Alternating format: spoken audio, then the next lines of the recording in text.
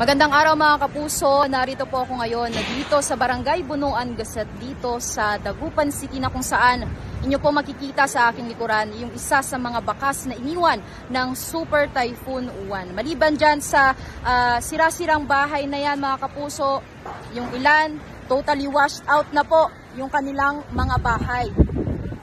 Yan po mga kapuso. Dati po mga kapuso may mga bahay po na naipatayo dito sa gilid ng baybayin na ito. Yan po yung makikita ninyo, gilid lang po siya ng baybayin.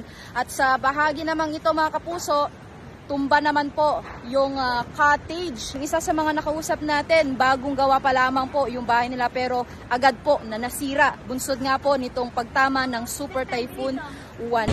Tira lang sa akin yung yung si Aaron. Yung kubo ko dito, nakuha ng Aaron, tapos itong bahay ko naman.